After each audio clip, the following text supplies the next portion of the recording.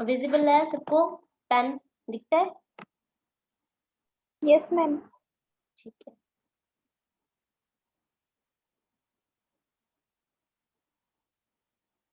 ठीक है बच्चे, मैं स्टार्ट करवा रही हूँ। लास्ट हमने ज़ीमानी इफेक्ट के अंदर मैंने आपको बता दिया था ज़ीमानी इफेक्ट क्या होता है, जिसके अंदर आपकी कोई भी स्पेक्ट्रल लाइन स्प्लिट हो जाती है नंबर ऑफ कंपोनेंट में जब आप कोई भी मैग्नेटिक फील्ड प्रोवाइड करवाते हो।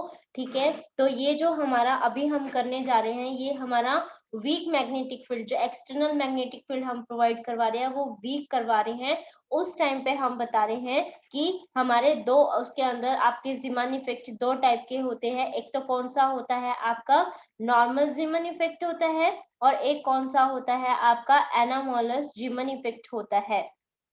ठीक है, और अब हमें क्या मतलब इसके बाद फिर हमारा कौन सा है, पास्चन बैक इफेक्ट है। तो पास्चन बैक इफेक्ट के अंदर क्या होता है, पास्चन बैक इफेक्ट के अंदर हमारा यहाँ पे देखो ये वीक मैग्नेटिक फील्ड, यानी कि जो हम एक्सटर्नल फील्ड दे रहे हैं वो वीक है, और यहाँ पे हम क्या कर देते हैं, जो हम एक्सटर्नल मैग्नेटिक फील्ड दे रहे हैं उसको क्या कर देते हैं, जो एक्सटर्नल मैग्नेटिक फील्ड दे रही हैं उसको हम स्ट्रॉन्ग कर देते हैं यहाँ पे। ठीक है, तो इस चीज से रिलेटेड, और ये दोनों की दोनों किसके उसमें है, मैग्नेटिक फील्ड से रिलेटेड है।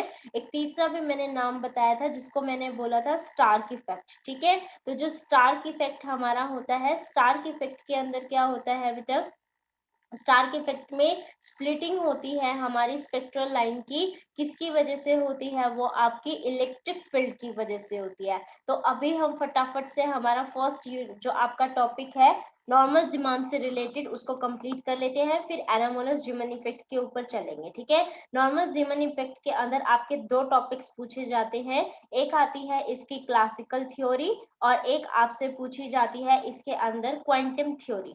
ठीक है, एक क्लासिकल थ्योरी और एक क्वांटम थ्योरी आपकी इसके अंदर पूछी जाती है।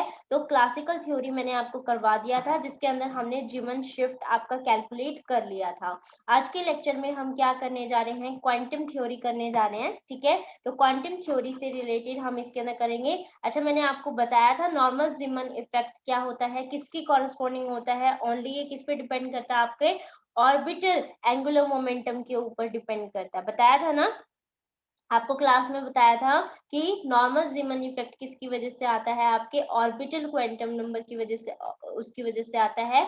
और जो हमारा एनामोलस ज़ीमन इफेक्ट होता है उसमें हम आपका स्पिनिंग पार्ट भी कंसीडर करके चलते हैं। तो अगर नॉर्मल ज़ीमन इफेक्ट के अंदर क्या हो रहा है आपका, ओनली हम किसको लेके चल रहे हैं, ओनली ऑर्बिटल उसको लेके चल रहे हैं, तो हम ये कंसीडर करते हैं कि हमारा एक इलेक्ट्रिक फील्ड है और इस इलेक्ट्रिक फील्ड के अंदर यहाँ हमारा जो इलेक्ट्रॉन है वो हमारा रिवॉल्व कर रहा है। ठीक है, अपने न्यूक्लियस के अराउंड हमारा। ठीक है, तब जो आपका पूरा का पूरा इस इलेक्ट्रॉन के कॉरेस्पॉन्डिंग जो आपका ऑर्बिटल, जिस ऑर्बिट के अंदर है, तो जो ऑर्बिटल एंगुलर मोमेंटम है वो आपका कितना हो जाएगा, आपका यहाँ पे एल स्टार हो जाएगा, एल स्टार वेक्टर। ठीक है, और आपको पता है जिस डायरेक्शन में एल है इसका मैग्नेटिक मोमेंट क्या होगा, इसके अपोजिट डायरेक्शन के अंदर होगा, जिसको हम क्या लिख सकते हैं, म्यू एल की फॉर्म में बता सकते हैं। तो ये आपका क्या हो जाएगा, म्यू एल हो जाएगा। ठीक है, और इसको मैं क्या कह रही हूँ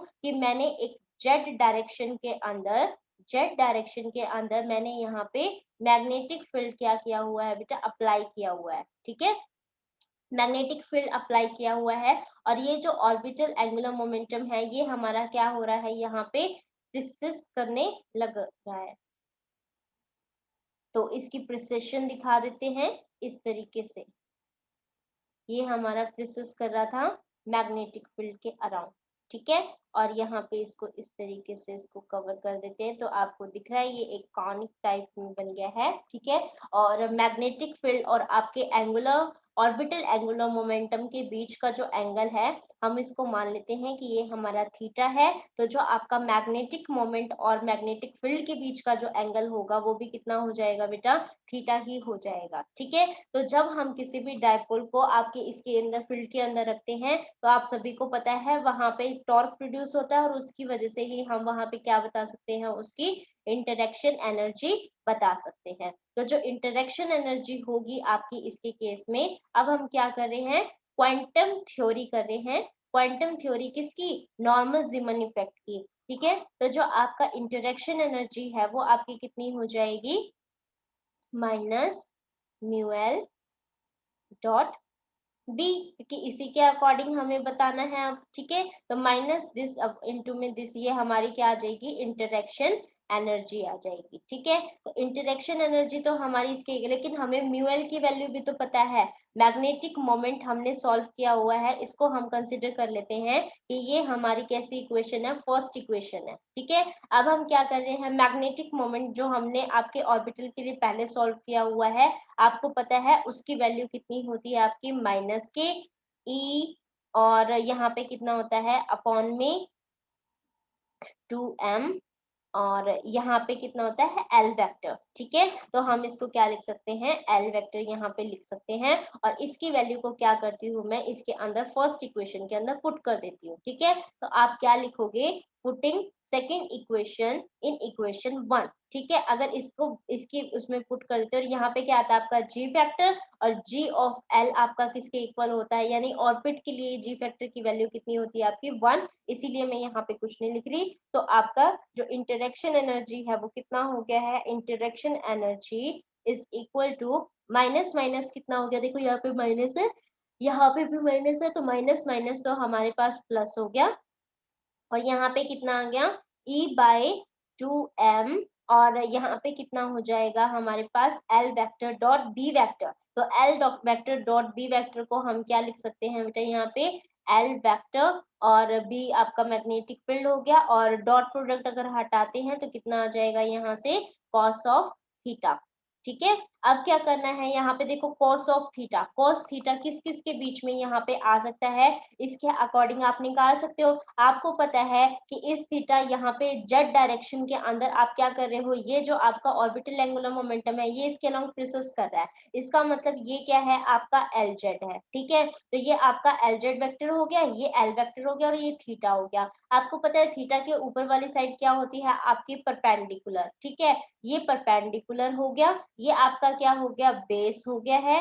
और ये क्या हो गई है यहाँ पे हाइपोटेन्यूज हो गया। तो अब आपको एल जेड पता है, एल पता है, तो आप सबको पता है कि कॉस थीटा किसके इक्वल हो जाएगा आपका, cos theta is equal to किसके इक्वल हो जाएगा, बेस अपॉन में हाइपोटेन्यूज। तो क्योंकि बेस अपॉन हाइपोटेन्यूज क्या होता है, कॉस थीटा, तो इसीलिए हमने इसको लिया है। तो ये वैल्यू कितनी हो जाएगी आपकी, एल जेड वेक्टर अपॉन में एल वेक्टर, ठीक है। तो एल जेड वेक्टर अपॉन में एल वेक्टर, ये हमने कहाँ किया था, स्पेस क्वांटाइजेशन, जब हमने वेक्टर मॉडल के साइलेंट फीचर्स देखे थे तब वहां पे देखा था ना हमने कि हमारे पास वहां पे स्पेस क्वांटाइजेशन वो आती है। तो इसके अंदर हमने इस चीज को देखा था कि हमारा जो एक एल है वो कितनी वैल्यूज आपकी पर्टिकुलर लेके चलता है, प्लस एम एल से लेके, मतलब एम एल की वैल्यू कितनी जाती है आपकी 2l+1 तक, यानी कि प्लस एल से लेके माइनस एल तक की कितनी वैल्यूज उसके अंदर जाती है, स्पेस क्वांटाइजेशन की उसमें देखा था। और वहां से हमने ये बताया था कि एल जेड किसके इक्वल होता है, एम एल एच कट के, और एल वेक्टर किसके इक्वल होता है, under the root of L into L plus में 1 एच कट। तो एच कट से एच कट आपका कैंसिल आउट हो जाएगा, तो आप एकदम इसको क्या बोल सकते हो कि ये किसके इक्वल हो जाएगा आपका एल जेड, और अपॉन में आप एल वेक्टर की फॉर्म में, अब एल वेक्टर हमारा यहाँ पे है ऑलरेडी, तो इसका मतलब मुझे ये तो रखना पड़ेगा, ठीक है। अब मैं एल जेड को बता देती हूँ कि एल जेड को हम क्या रख सकते हैं, एम एल एच कट की फॉर्म में लिख सकते हैं, और एच कट कितना होता है, एच अपॉन में 2 पाई, ठीक है। ये कितना होता है, एच अपॉन में 2 पाई। तो अब हमें क्या करना है इसके अंदर, देखो अब यहाँ इस ये जो हमने फैक्टर यहाँ पे आपका कैलकुलेट किया है स्पेस क्वांटाइजेशन की वजह से, इसकी वैल्यू को मैं इसके अंदर पुट कर देती हूँ। तो इस एल को मैं क्या कर देती हूँ, इसके साथ में मल्टीप्लाई कर देती हूँ, ठीक है। मल्टीप्लाई कर दोगे तो आपको साफ साफ यहाँ से दिख रहा है कि L vector cos of theta, L vector cos of theta को हम किस फॉर्म में लिख सकते हैं, हम लिख सकते हैं एम एल एच कट की फॉर्म में, यानी कि एम एल एच बाई 2 पाई की फॉर्म में हम उसको प्रेजेंट कर सकते हैं, ठीक है। अगर इस फॉर्म में इसको लिख रहे हैं तो आप यहाँ पे क्या बताओगे कि जो इंटरेक्शन एनर्जी होती है आपकी, तो जो इंटरेक्शन एनर्जी है बेटा आपकी वो किसके इक्वल हो जाएगी आपकी, ई अपॉन में 2m, ठीक है। 2m तो मैं यहाँ पे लिख देती हूँ कि ये आपका 2m हो गया है, ठीक है। और साथ में क्या है आपका b भी है यहाँ पे, और l cos थीटा को आपने क्या बोला है, एम एल और यहाँ पे h लिख देती हूँ, और ये कितना है नीचे 2 पाई, तो इसका मैं बना देती हूँ 4, और ये कितना हो जाएगा आपका यहाँ से पाई। ठीक है, तो आपको पता है EH बाय 4 पाई m किसके इक्वल होता है आपका, EH बाय 4 पाई m। ठीक है, EH बाय 4 पाई m किसके इक्वल होता है आपका, बोहर मैग्नेटॉन, EH बाय 4 पाई m भी क्या है, बोहर मैग्नेटॉन है। इसका मतलब हम हमारी इंटरेक्शन एनर्जी को बोहर मैग्नेटॉन की फॉर्म में बता सकते हैं इसके अंदर, जो कि किसके इक्वल आएगी आपकी म्यू एल, वो sorry mu B Bohr magneton, और ml कितनी वैल्यूज जाएंगी एल की, और ये कितना हो जाएगा यहाँ से बी। ठीक है, तो इसका मतलब जो आपकी मैग्नेटिक फील्ड की प्रेजेंस के अंदर आपकी जो भी डायपोल इसके अंदर रखा होगा आपका, वो कितनी इंटरेक्शन एनर्जी लेगा आपका, म्यू बी ml बी की लेगा। ठीक है, इतना क्लियर है आई थिंक आप सभी को। अब देखो हमें क्या करना है इसके अंदर। अब आप सबको बोहर का वो वाला पोस्टुलेट याद है कि अगर आपको किसी एक ऑर्बिट से दूसरे ऑर्बिट के अंदर अगर ट्रांजिशन करवानी है, एक ऑर्बिट सपोज मैंने आपका ले लिया, ये हमारा ऑर्बिट कौन सा, इसकी एनर्जी कितनी है E1, और इसकी एनर्जी मैंने ले ली कि कितनी है मेरी E2 है। तो E1 से E2 के अंदर अगर ट्रांजिशन होती है इसके अंदर, तो आपकी जो भी एनर्जी इसकी निकलेगी, आपकी जो भी फोटोन वगैरह निकलेगा, मतलब जो भी इसकी इसको ट्रांजिस्ट इसके एक लेवल से दूसरे लेवल के ऊपर अगर ट्रांजिशन करवानी है, तो वो आपकी किसके इक्वल होनी चाहिए, फोटोन की एनर्जी के इक्वल होनी चाहिए। इसका मतलब आपको ये पता चल रहा था वहां पे से कि E1 माइनस में E2 किसके इक्वल आना चाहिए था आपका, एच न्यू के इक्वल आना चाहिए। ठीक है, तो इतना हमें यहाँ से पता चल गया था।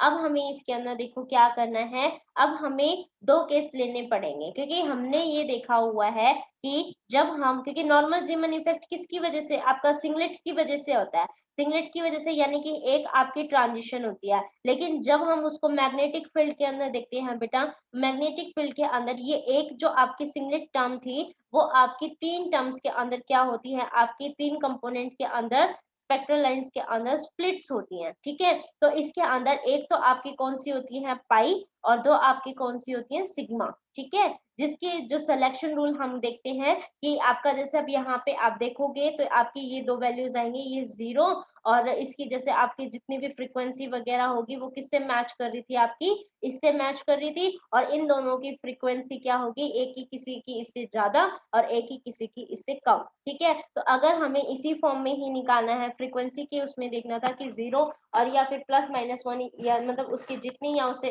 इक्वल आपकी किस तरीके से है कि भाई चेंज आ रही है, नहीं आ रही है, चेंज आ रही है तो पॉजिटिव में कितनी है, नेगेटिव में कितनी है, हमें वो चीज उसकी देखनी है। तो अब वैसे देखनी है तो इन द प्रेजेंस और अब्सेंस, ये आपकी अब्सेंस में, ये आपकी प्रेजेंस में। इसका मतलब यहाँ पे क्या है, आपका मैग्नेटिक फील्ड इसका मतलब यहाँ पे तो हमने क्या कर रखा है, magnetic field is equal to 0 रखा हुआ है, और यहाँ पे क्या किया हुआ है, हमने मैग्नेटिक फील्ड को 0 नहीं किया हुआ। इसका मतलब कुछ ना कुछ वैल्यू हमने वहां पे दी हुई है मैग्नेटिक फील्ड की, राइट। तो अब इसके अंदर देखो, अगर ये आपका हो गया है, तो अब हमें इन द अब्सेंस और मैग्नेटिक फील्ड प्रेजेंस में हमें उसकी फ्रीक्वेंसी को कैलकुलेट करना पड़ेगा। ठीक है, तो इतना करने के बाद आपने क्या करना है, यहाँ पे लिखोगे कि आपने क्या किया है, अब्सेंस ऑफ मैग्नेटिक फील्ड लिया है।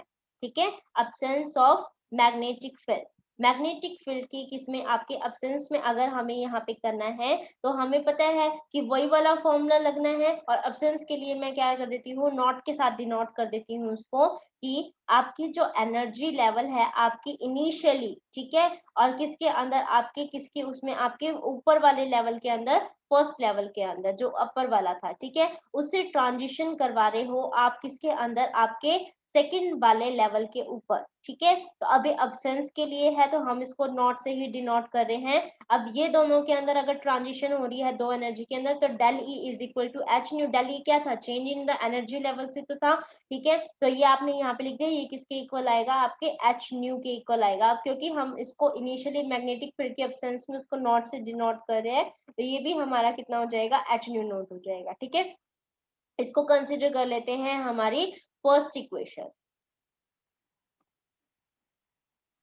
अब क्या करना है इसके अंदर, अब हमें क्या करना है बेटा, प्रेजेंस में लेना है किसको, मैग्नेटिक फील्ड को।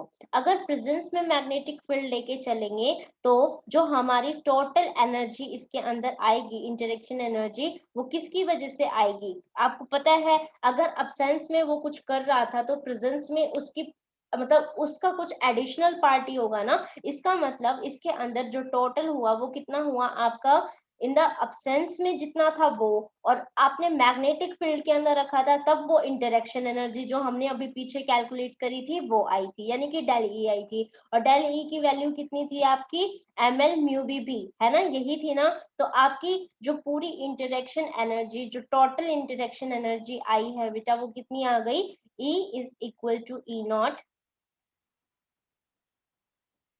और यहाँ पे कितना हो गया आपका प्लस में, और हमने इंटरेक्शन एनर्जी कितनी निकाली थी आपकी, M L mu B B. Mu B क्या है,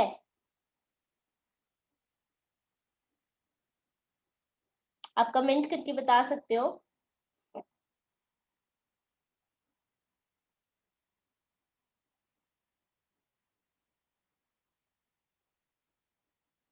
बच्चे बताओ म्यू बी क्या है यहाँ।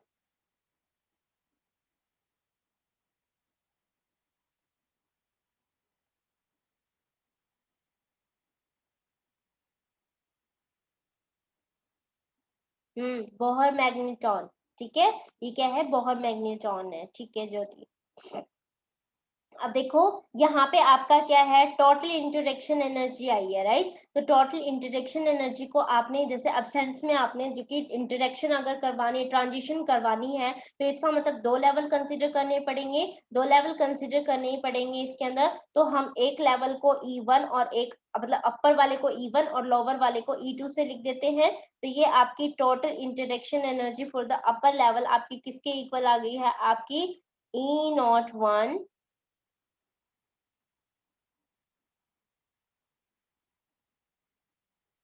प्लस में। अब यहाँ पे बोहर मैग्नेट्रॉन और मैग्नेटिक फील्ड तो चेंज होगा नहीं, क्या चेंज होगा आपका, फर्स्ट लेवल के अकॉर्डिंग एमएल की वैल्यू चेंज होगी, ठीक है, क्योंकि ऑर्बिट चेंज हो रहा है, फर्स्ट ऊपर वाले में है, ठीक है। तो ये एमएल 1 हो गया, और म्यू बी भी आपका एज इट इज वहां पे आ जाएगा, ठीक है। इसी तरीके से हम क्या करेंगे, हमारे सेकंड वाले के लिए लिखना है, तो सेकंड वाले को मैं यही कर देती हूँ, ये E02 और ये कितना हो जाएगा ML2, ठीक है। तो अब हमें क्या करना है, फर्स्ट वाली यानी कि E1 से ट्रांजिशन करवानी है E2 के ऊपर, तो इसका मतलब E1 से E2 के ऊपर ट्रांजिशन करवानी होगी, तो हमें E1 माइनस में E2 ही कैलकुलेट करना पड़ेगा। और आप सभी को पता है कि ये जो आपके चेंज इन एनर्जी लेवल्स इसका आ रहा है, कोई भी ट्रांजिशन कर रहा है दूसरे लेवल के ऊपर, वो हमेशा डेल ई किसके इक्वल आना चाहिए, आपके फोटोन की एनर्जी के, यानी कि एच न्यू के इक्वल आना चाहिए, ठीक है। एच न्यू के इक्वल ले रहे हो तो इस एच को मैं हटा के इसके नीचे यहाँ पे प्रेजेंट कर सकती हूँ, ठीक है, एच को यहाँ पे लिख सकते हैं, ठीक है। तो अगर मैंने एच को यहाँ लिख दिया तो आप एक बार इनका सब्ट्रैक्शन करो और फिर उसको एच से डिवाइड कर दो। अगर मैं इसके लिए कर रही हूँ तो देखो हम क्या कर सकते हैं, यहाँ पे इस E2 नॉट और ये E1 नॉट है, ठीक है। पहले इन दोनों के लिए कर लेती हूँ, तो ये कितना आ जाएगा बच्चे आपका, E01 माइनस में E02, ठीक है, डिवाइडेड बाय कितना हो गया आपका H। एक तो आपके पास ये वाली टर्म आ गई, ठीक है, और फिर क्या करना है आपको, माइनस में जैसे E2 कर रहे हैं तो ये वाली टर्म आ गई। अब क्या करना है, ML1 म्यू बी बी को सब्ट्रैक्ट मतलब इसको इसमें से करना है, ठीक है। तो यहाँ पे कितना आ जाएगा, प्लस में ये आपका म्यू बी बी, ये तो हमारा क्या आ रहा है, दोनों में ही है, मैं इसको बाहर रख देती हूँ म्यू बी बी को, और अंदर कितना आ जाएगा आपका यहाँ पे ML1 माइनस यहाँ कितना हो गया आपका ML2। सुप्रिया कहाँ है, सुप्रिया, डिवाइडेड बाय कितना हो गया यहाँ से, H हो गया है, ठीक है। तो आपको पता है कि यहाँ पे E01 माइनस में E02 डिवाइडेड बाय H, ये और कुछ नहीं, यहाँ से देखो इस H को मैं यहाँ पे अगर लिख देती हूँ तो आपका ये कितना आ जाएगा, आपका E01 माइनस में E02 बाय H किसके इक्वल है, न्यू नॉट की इक्वल है सुप्रिया, है ना। तो ये कितना, इसको क्या लिख सकते हैं हम, न्यू नॉट लिख सकते हैं। तो ये कितना हो गया, न्यू नॉट प्लस में आपका कितना हो गया निधि, यहाँ पे ये कितना हो गया म्यू बी बाय एच अगर लिख रहे हैं तो म्यू बी आपने म्यू बी किसको कंसिडर किया है निधि, तो म्यू बी की वैल्यू क्या है ई एच बाय 4 पाई एम, ठीक है। म्यू बी आपका ये है और आपने क्या किया है इसके अंदर इसको h से डिवाइड किया हुआ है, तो ये क्या हो गया आपका h से h कैंसिल हो गया है, सिर्फ क्या बचा आपका e बाय 4 पाई m, ठीक है। इसका मतलब इसको हम क्या लिख सकते हैं, nu is equal to nu naught plus में यहाँ पे कितना आ गया आपका डेल एम एल, क्योंकि एक तो एम एल में चेंज आ रहा है, ठीक है। तो ये कितना हो गया आपका डेल एम एल, और यहाँ पे कितना हो गया आपका ये वाला टर्म आ गई आपकी ई बाय 4 पाई एम, ठीक है। तो अब ये किसके ऊपर, क्योंकि इसकी जो फ्रीक्वेंसी, क्योंकि हमें क्या दिखाना है 3 उसमें स्प्लिट होना है, तो इसकी वैल्यू सिर्फ किसके ऊपर डिपेंड करेगी, हमारी डेल एम एल के ऊपर डिपेंड कर गई, ठीक है। और सिंगलेट उसके अंदर हम इसके अंदर ट्रांजिशन दिखाते हैं, तो हम ये बोल सकते हैं कि इसके अंदर अगर 3 लाइन स्प्लिट होती हैं तो इसका मतलब वो कौन से आपके सिलेक्शन रूल है डेल एम एल के लिए, del M L is equal to 0, और किसके लिए +-1 के लिए, ठीक है। अगर आप डेल एम एल किसके इक्वल रख रहे हो 0 के इक्वल रख रहे हो, इसका मतलब ये टर्म तो पूरी 0 है, और न्यू किसके इक्वल हो गया पूरा का पूरा आपका न्यू नॉट के इक्वल आ गया यहाँ से, ठीक है। तो इसका मतलब क्या हुआ कि आपकी जो आपने यहाँ पे बताई थी ना कि अगर आपने अब्सेंस ऑफ मैग्नेटिक फील्ड लिया हुआ था तो एक ट्रांजिशन वहां पे आ रही थी, और in the presence of magnetic field आपके पास क्या आ रहे थे वहां पे 3 स्पेक्ट्रल लाइंस में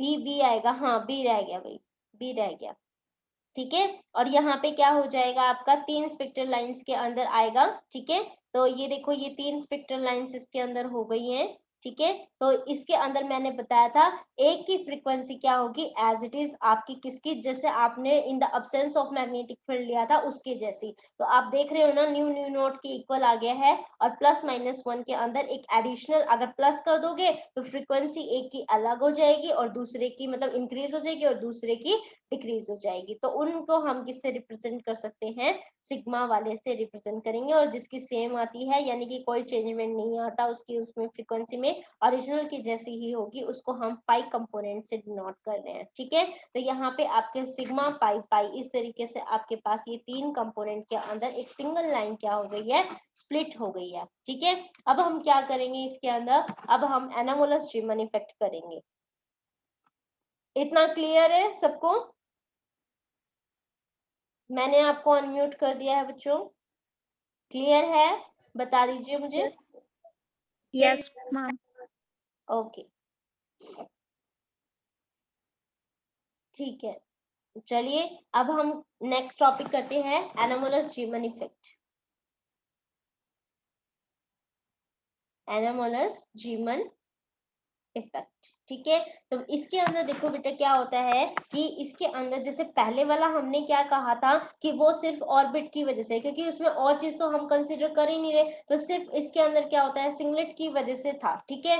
तो क्योंकि उसमें एस स्पिन तो हमारा कोई केस हम ले ही नहीं रहे, लेकिन यहाँ पे अगर स्पिनिंग केस लेके चल रहे हैं इसका मतलब हम इसके अंदर कोई भी अगर आपका चीज है तो वो मतलब सिंगलेट में तो नहीं रहेगा, डबलेट के उसमें ही हम उसको देख सकते हैं। तो हम इसके अंदर ये कह रहे हैं डबलेट भी, क्योंकि स्पिन अगर हम हाफ अपनी कंसीडर कर रहे हैं, ठीक है, क्योंकि स्पिन हम ओरिजिन उसकी इलेक्ट्रॉन अगर मूव कर रहा है किसी भी सर्कुलर ऑर्बिट में तो स्पिनिंग आपकी हाफ लेके चलते हैं, और ms की वैल्यू कितनी होगी आपकी +½ से -½ वेरी कर दिया है, ठीक है। तो आपकी यहाँ से ये देखो कितनी हो जाएगी, इसके अंदर अगर स्पिन हाफ कंसीडर कर रहे हो तो हाफ स्पिन की वजह से मल्टीप्लिसिटी कितनी हो गई आपकी 2 हो जाएगी, इसका मतलब वो टर्म कैसी है आपकी डबलेट है। इसका मतलब इसके अंदर क्या होता है जो हमारी डबलेट टर्म है वो हमारी क्या होगी नंबर ऑफ कंपोनेंट के अंदर स्प्लिट्स होगी, ठीक है। अब ये फिक्स नहीं है कि ये आप अपनी कैसे होगी, अपनी 3 में होगी या मतलब कितनी होगी, तो हम ये कहेंगे कि ये क्या होता है इसमें डबलेट जो है वो हमारी 3 से ज्यादा टर्म्स के अंदर क्या होती हैं स्प्लिट्स होती हैं, ठीक है।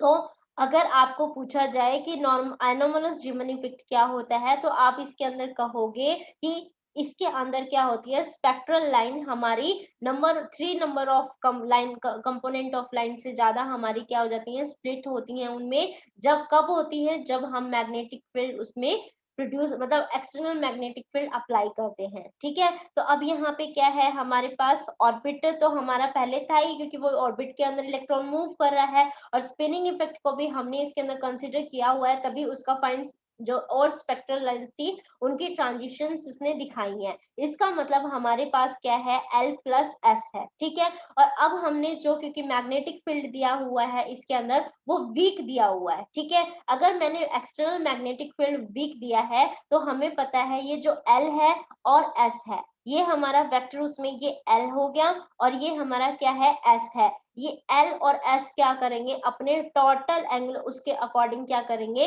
प्रोसेस करना स्टार्ट कर देंगे, और किसकी आपका रिजल्टेंट क्या देके जाएंगे, आपका वहां पे J स्टार। ठीक है, तो आप सभी को पता है कि अगर हमारे पास ये क्या है, L है और ये क्या है, S है, तो इसका रिजल्टेंट क्या मिलेगा, हमें J स्टार के कॉरेस्पॉन्डिंग मिलेगा।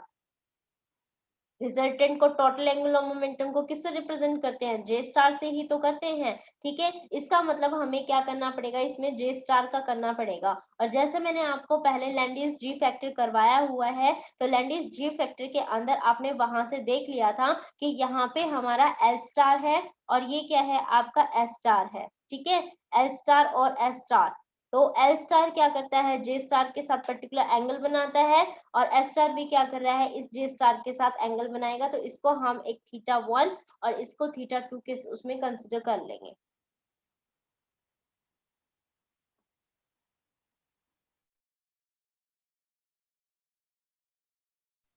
तो देखो, इसके अंदर अगर ये इस तरीके से, तो मैंने आपको जी फैक्टर वहां पे निकलवा के दिखा देता कि जी फैक्टर किसके इक्वल होता है, आपका लैंडिस जी फैक्टर का रिजल्ट क्या है, 1 प्लस में J इंटू में J प्लस 1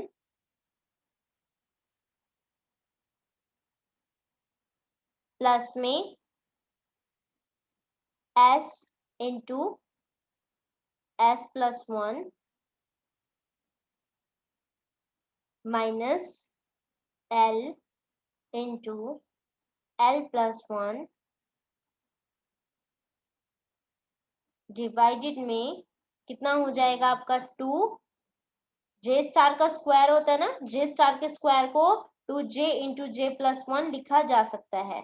ठीक है, तो यहाँ पे ये वाली टर्म आपकी आ गई। अब आपको क्या करना है, ये फैक्टर कब आया था, लैंडिस जी फैक्टर, ये तब आया था हमारा लैंडिस जी फैक्टर जब हम ऑर्बिटल एंगुलर मोमेंटम और स्पिन एंगुलर मोमेंटम को देख रहे थे। ठीक है, तब हमारे पास ये आता है। इसका मतलब क्या है कि अगर अब हम इसके अंदर हमारा एनामोलस रीमन इफेक्ट के अंदर ऑर्बिटल एंगुलर मोमेंटम और स्पिन एंगुलर मोमेंटम दोनों को कंसीडर करेंगे, तो वहां पे जी फैक्टर जरूर इंट्रोड्यूस होगा। ठीक है, तो इसको करवाने का तो अभी यही मतलब था। अब मैं क्या करवा रही हूँ, अब अपना इसके अंदर जैसे हमने पीछे क्या किया था, नॉर्मल जीमन इफेक्ट के अंदर इंटरेक्शन एनर्जी से स्टार्ट किया था, अब इसमें भी क्या करना पड़ेगा हमें, वही जो हमारा, क्योंकि अब इसमें क्या आ रहा है, टोटल आपका J आ रहा है, वहां पे तो ऑर्बिटल के लिए था, तो आपने इंटरेक्शन एनर्जी किससे बताई थी, आपकी minus mu L dot B से। लेकिन अब किसकी वजह से है, आपका इसके अंदर टोटल एंगुलर मोमेंटम आ रहा है, म्यू J आ रहा है यहाँ पे, तो अब हमें उसी के कॉरेस्पॉन्डिंग, उसी टोटल मैग्नेटिक मोमेंट के अकॉर्डिंग ही हमें क्या बताना पड़ेगा, उसकी इंटरेक्शन एनर्जी बतानी पड़ेगी। ठीक है, तो हेडिंग डाल लीजिए आप, एनोमोलस जीमन इफेक्ट। तो एनोमोलस जीमन इफेक्ट के अंदर क्या हो रहा है, आपका जो टोटल एंगुलर मोमेंटम बनेगा और जो J आपका आएगा वो क्या करेगा, उस मैग्नेटिक फील्ड के अराउंड स्पिनिंग करता रहेगा। ठीक है, तो जो आपके अगर टोटल मैग्नेटिक फील्ड आपका जो मतलब टोटल एंगुलर मोमेंटम आपका क्या करता है, स्पिनिंग करता है मैग्नेटिक फील्ड के अकॉर्डिंग, तो उसके अकॉर्डिंग जो इंटरेक्शन एनर्जी है बेटा वो कितनी हो जाएगी आपकी, म्यू J डॉट पी। ठीक है, म्यू J डॉट बी की फॉर्म में हम इसको लिख सकते हैं। ठीक है, और अब हमें क्या बताना पड़ेगा, इसके अंदर म्यू J की वैल्यू बतानी पड़ेगी। अब आपको पता है यहाँ से आप क्या लिख रहे हो कि जो हमारा L है, L प्लस में S, वो किसके इक्वल है, आपके J के इक्वल है। तो इसका मतलब जो magnetic moment of total angular momentum है वो भी किसके इक्वल हो जाएगा, आपका म्यू L प्लस में आपका किसके, म्यू S के। ठीक है, इसके इक्वल हो गया। और आप सभी को पता है कि म्यूएल को हम कैसे लिख सकते हैं नीलेश,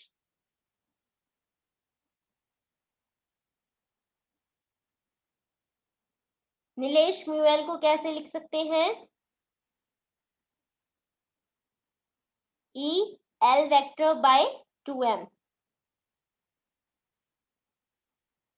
इस तरीके से लिख सकते हैं। और यहाँ पे g के लिए Yes, एट ma'am. के लिए क्या हो जाएगा 1, और इसी तरीके से स्पिन के लिए हम कैसे लिखेंगे? स्पिन में g के फैक्टर कितना आ जाएगा 2, तो यहाँ पे ये कितना आ जाएगा आपका, प्लस नहीं माइनस के साइन के साथ आएगा 2 e s vector divided by 2m। ठीक है, तो इसका मतलब यहाँ पे भी माइनस साइन के साथ है और यहाँ पे भी दोनों में माइनस आ रहा है, माइनस माइनस कितना हो जाएगा आपका, प्लस हो जाएगा। और यहाँ पे कितना आ रहा है एल वेक्टर, प्लस में यहाँ पे कितना आ गया आपका 2s अपॉन में ये कितना आ जाएगा आपका 2s वेक्टर, और यहाँ से कॉमन क्या आ रहा था आपका e bye 2m dot B था, तो आप इसको b cos थीटा भी बोल सकते हो। ठीक है, तो अब क्या करना था हमें, यहाँ पे एक चीज कंसिडर करके चलते हैं। ठीक है, कि इस फैक्टर को, ये जो एल वेक्टर प्लस में आपका 2s है, इसको हम कंसिडर कर लेते हैं। ठीक है, ताकि इसको इजीली बता सके। तो ये जो एल वेक्टर प्लस में 2s है, इसको कंसिडर किया जा रहा है कैसे, कि ये हमारा जी फैक्टर, लैंडिस जी फैक्टर और जे स्टार के उसमें है। ठीक है, तो लैंडिस जी फैक्टर तो आपको अभी मैंने बता ही दिया, जैसे हमने पीछे निकाला हुआ है उसकी वैल्यू क्या कर देंगे, यहाँ पे पुट कर देंगे। जैसे हम उसकी वैल्यू को यहाँ पे पुट करेंगे तो ये हमारे पास कितना आ जाएगा आपका, देखो इसको उसके अंदर पुट करके जैसे आप इसका वेक्टर फॉर्म में निकालोगे तो ये पूरा कैलकुलेट होके ये कितना आ जाएगा। अगर इसको जी पुट कर रहे हैं तो देखो इंटरेक्शन एनर्जी किसकी फॉर्म में आ गई आपकी बेटा, यहाँ से इंटरेक्शन एनर्जी आपकी कैसे आ गई, जे स्टार, और यहाँ हो गया जी, और यहाँ देखो एच कट की कमी है तो आपने क्या किया, इसके अंदर एच कट को कर दिया, क्योंकि अब हमें इसको म्यूबी की फॉर्म में नहीं लिख रहे। ठीक है, तो ये कितना आ जाएगा हमारा, जे स्टार को आप क्या लिख सकते हो, एम एल, मतलब ये जे था पूरा, सॉरी, जे वेक्टर को कैसे लिख सकते हो आप, under the root of J into J plus में 1 एच कट, तो ये कितना हो जाएगा, J star G H cut, इसको ठीक से लिख देती हूँ, एच कट बी